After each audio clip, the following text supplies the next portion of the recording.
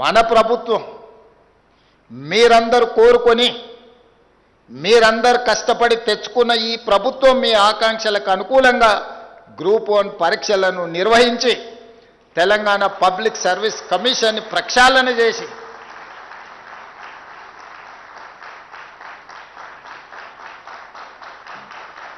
Group 1 అధికారులుగా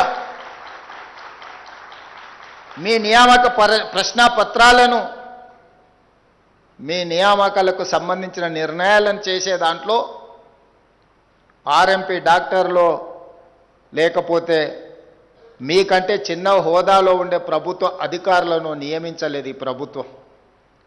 ఈ ప్రభుత్వం ఆలోచన చేసి ఒక గ్రూప్ 1 గ్రూప్ 2 అధికారులను నియమించాలి అనంటే ఆ నియామక ప్రశ్నాపత్రాల నుంచి పోటీ పరీక్షల నిర్వహణ వరకు అవగాహన ఉన్న నిష్ణాతులైన వాళ్ళు ఆ బోర్డులో ఉండాలని రిటైర్డ్ డీజీపీ మహేందర్ రెడ్డి గారిని మీ పబ్లిక్ సర్వీస్ కమిషన్ చైర్మన్గా అందులో సభ్యుల ప్రొఫెసర్లను రిజిస్ట్రార్లను బాగా చదువుకున్న వాళ్ళను తెలంగాణ రాష్ట్ర నిరుద్యోగుల యొక్క ఆలోచనను ఒడిసి పట్టుకునే వాళ్ళని నియమించిన అన్ని రకాలుగా జాగ్రత్తలు తీసుకొని ప్రశ్నాపత్రాలను జిరాక్స్ సెంటర్లలో అమ్మకుండా కఠినంగా వ్యవహరించి మీ పరీక్షలను నిర్వహించి ఫలితాలను ప్రకటించడం జరిగింది.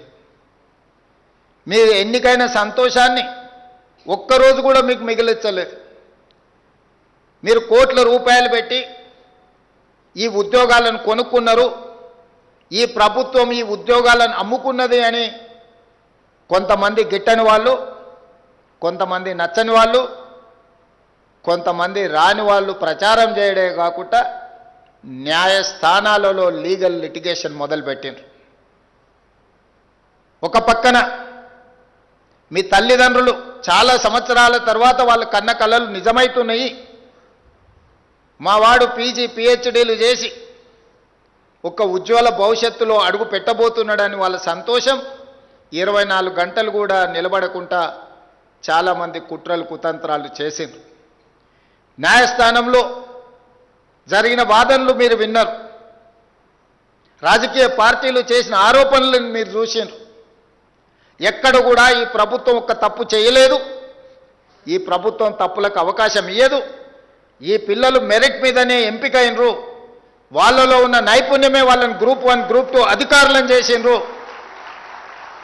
ఎవరు ఏమనుకున్నా వాళ్ళ పక్షాన నేను నిలబడతాను, వాళ్ళ తరఫున న్యాయస్థానాలలో కొట్లాడతాను అని చెప్పి తెలంగాణ స్టేట్ హైకోర్టు నుంచి సుప్రీంకోర్టు వరకు మీ పక్షాన మీకంటే మీరెంత నిబద్ధతతో ఎంత కష్టపడి సాధించిందో గుర్తించి ఈ ప్రభుత్వం మీ పక్షాన నిలబడ్డది.